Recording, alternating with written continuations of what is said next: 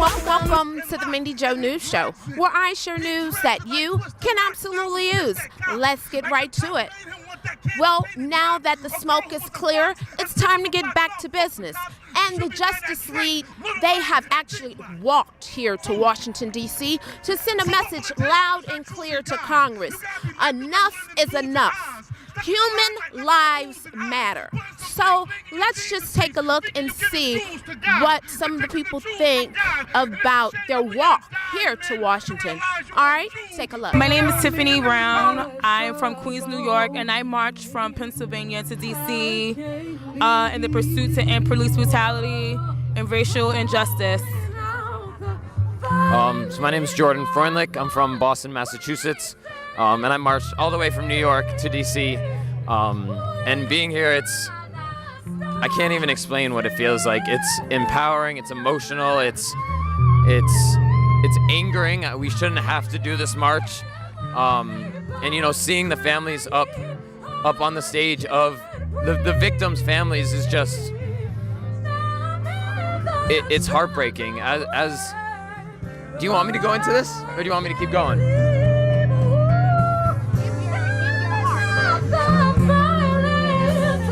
I don't know. I have a lot of privilege as a white male, and I think it's really important that I'm involved with this movement and that I'm here and that I did this walk, because it's our group of people that are out there murdering people. It's our group of people that have enslaved, imprisoned, committed all the injustice towards people of color, towards black people, and specifically through hundreds and hundreds of years. And we need to start creating a cultural change, and that cultural change starts with us young people, and specifically us young white people. We have to really, really, really work to create that cultural change. And so being here, going on this march, and making it all the way to DC is just, it's a lot. I'm Skylar Schaefer. I'm 16 years old, and I'm from Connecticut. I marched from Newark and then all the way to DC with these amazing people. And I don't really know how to sum up this experience in a sentence, but definitely this is a group of very passionate people who are towards one goal. And through the whole way, it's definitely been hard because just all the stories we've heard and the walking too, it's been a burden. But at the same time, this is a family now, and it's a billion times easier to get through all these struggles, knowing that you have all these people to support you and all this love.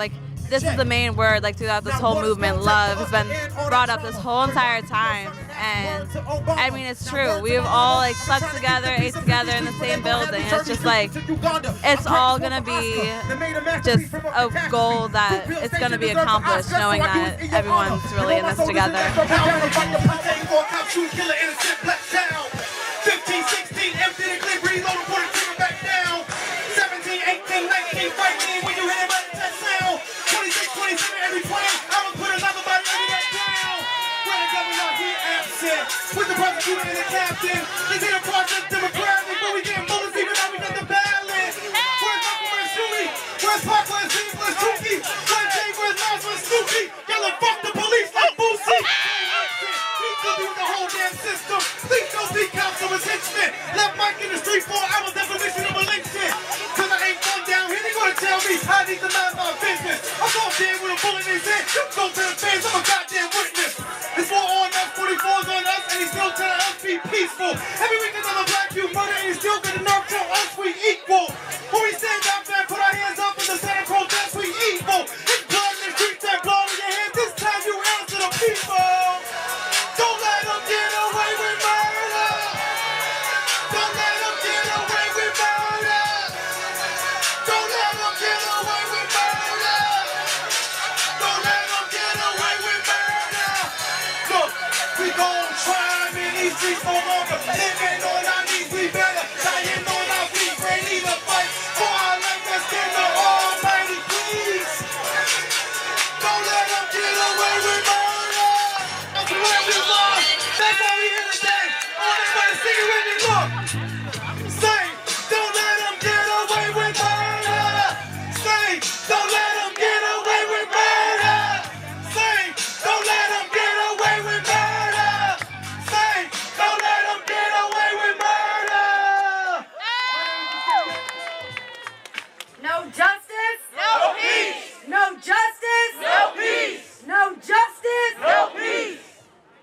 everybody for being here. My name is Carmen Perez, and I bring you greetings from my mentor and boss and founder of the Gathering for Justice, Mr. Belafonte. One of the things that Mr. B said, we call him Mr. B, but one of the things that Mr. B said to us 10 years ago when he brought us together with the Gathering for Justice was that we, as young people, were supposed to find the agenda. So when we used to ask Mr. B what the agenda was, he would say the agenda was to find the agenda. And today, we march with an agenda. We march with the justice package. This is our agenda. We are going to change the landscape of the criminal justice system here in America. And so yes, you heard right, 250 miles, 9 days, 5 states. They said we couldn't do it. They questioned our commitment. They questioned our leadership. They questioned our abilities. They said it was impossible. Today we stand before you and we did it. Yes. We marched. Yes. We marched to justice. We marched for all of you and your children. We marched for Rakia Boyd, Ayanna Jones, Eric Gardner, Michael Brown, Freddie Gray, Yes. Bobby Gross, Megan Hockaday. We marched for all of those who can't march. Angry. I'm outraged that police killings are an epidemic, a plague in the black and brown communities. I'm sickened that last month alone, 115 people across the country were killed by police. This is not black on black crime that we're talking about. This is police officers killing us. That's a whole different conversation. A very valid conversation, but a different conversation. I want to live in a country where my little sister and my little brothers and my future children and their children's children are protected by the police. We have a right to be angry that people are dying, but the way to make things change is to channel that anger into a powerful, positive action. So we are here today. We're taking action, standing together, calling for Congress to pass the End Racial Profiling Act. Police departments are on the local, state, and federal level must be transparent and must be held accountable. IRPA requires police departments to collect and report data. We are here calling for Congress to pass the Stop Militarization of Law Enforcement Act. Local police departments should not have military equipment or treat citizens like enemies, but instead should be protecting and serving the people. We are calling for these laws. We're calling for the Congress to pass the Juvenile Justice Delinquency Prevention Act. We must disrupt the school-to-prison pipeline and provide alternatives to incarceration for our young people. But in the 60s, we needed to organize and to bring attention to issues of injustice. And when you come together in a coalition from across the country, you can bring attention to issues that need to have attention brought to. And too many people think it's not happening in my community. Well, it did in ours today. They were in Inkster courtroom because it happened in Inkster, Michigan, the town sitting right next to mine. And it's happening in small towns across this United States. And they're good people. We need to be careful to we know there are good people on all sides. But why is it happening? It can't continue to happen. So come together to bring communities together. That is the strength of democracy. To say we must all be treated equally under the law of this land. Anything that's broken can be fixed. No matter how much slack and flack and everything that they give us, anything can be fixed. Let's just keep on marching strong. Y'all just don't know. Every time I see something like this, everybody from different parts of the country coming out to support families in need, it does something to my heart. Last week I made a comment on the House floor about, I said that it seems like it was open season on black men in America. That's right. And that comment resonated.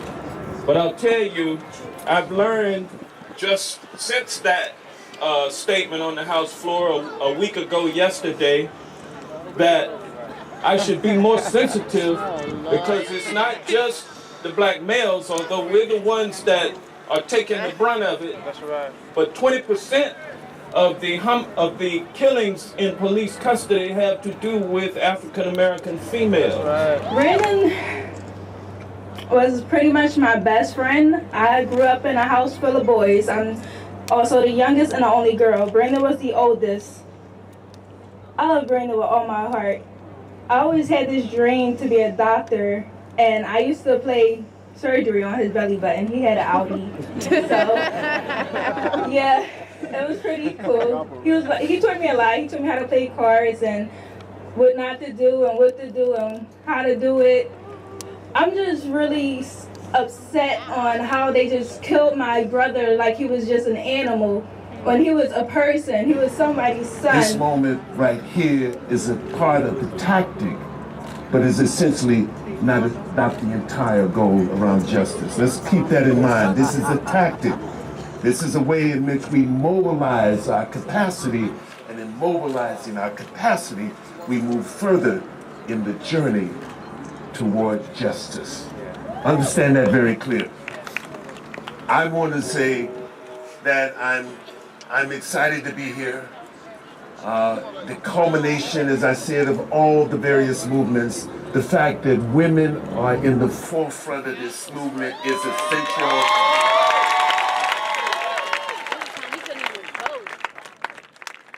Someone once said that women are life and men are the servants to life. Well, I would not disagree with you. Coming from a very strong, absolutely feminist, my mother. So I would not disagree with all of that. So it is important that women and their imagination and their sense of space, place, time, history, which has been left out of the narrative that we live in. It's been completely erased from the narrative. It's important that women, they are the ones who are leading the fight wherever we're talking about injustice. When we're talking about injustice, when we talk about injustice to the planet, women are leading the fight against global warming and climate change. Women are right there at the center of that because they are the community builders. The new communities that we must imagine come out of you. Paul Robeson said, every generation makes its own history. You making this history right now in your name, in your time, in your city. And we'll be judged by this history. All of us who are the elders, whether we're grandfathers or whether we're uncles or everything, call on you. Call on you because we know that your creative imagination makes possible the journey, makes possible the victory that we must achieve. Not only for you, this future generation, for those generations that are here to come as well. We are here to not only fight for justice, we are here to save humanity. Remember that, it has to be bigger. All this has to be larger than you. All this has to be larger than the moment. Right. This is larger than this moment, but it has to be larger than that. We're demanding that. We're demanding a new narrative. We're demanding a new story, our story. We're demanding a new community of love, compassion. We're demanding a community of justice. That's what we're doing. All in that, center that. Center that. Center ourselves in that. Complete ourselves in that. Make that part of our journey, and we will win. That's right. We will win. Practice what the knowledge we have, the knowledge and the history we've accumulated over the time. We've accumulated now for this particular moment in the 21st century. 21st century is not the 20th century. 21st century is this moment right here that we live here, and we need you. We're going to be on the wayside. We're going to be arguing on your behalf. We're going to be discussing on your behalf, and we're going to be there and continue to be there, but we need you desperately. When Harry Belafonte talked about the gathering, 10 years ago, it seems like 10 years ago is no time, but he talked about the gathering and what he accomplished. And he said, as Carmen said, he said, when asked what this agenda was, he made the comment, he said, the agenda is to find the agenda.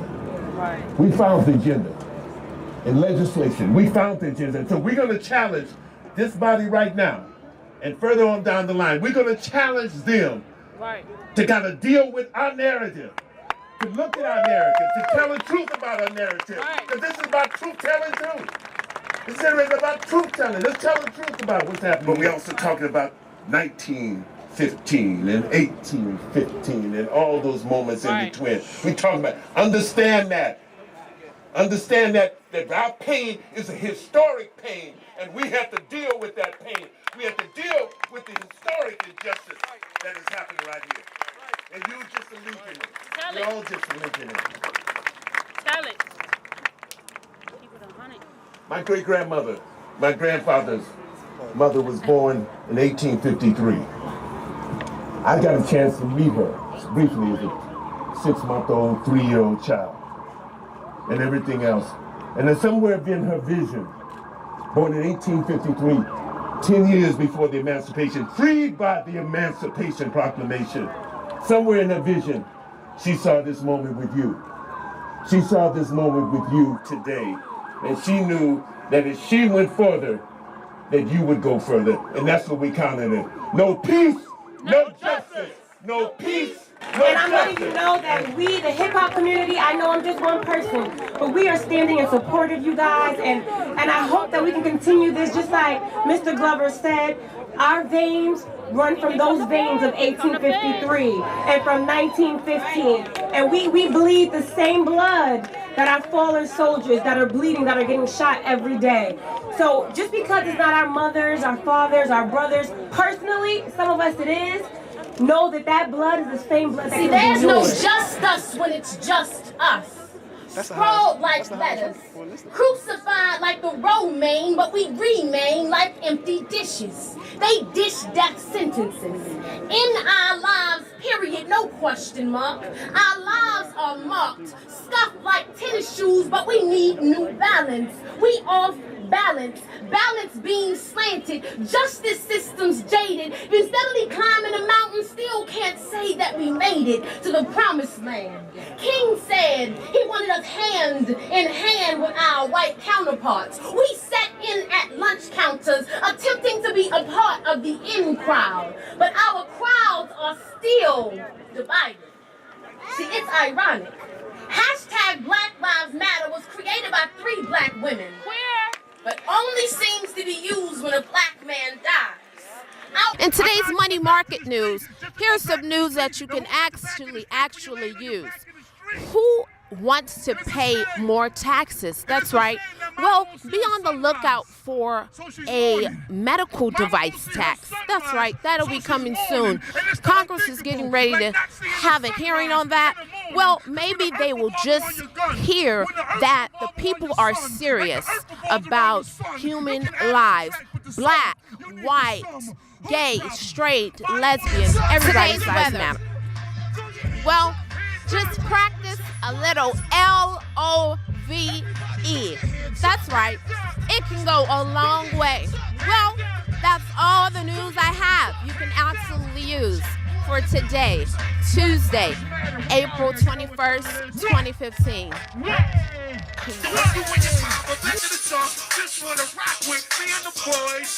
Look good in the song, and she want me to sing in the building like children of Troy. Hat flipped over the board, oh boy, we wreck crowds. Whole lot of volume and a little bit of bass. To make the place get.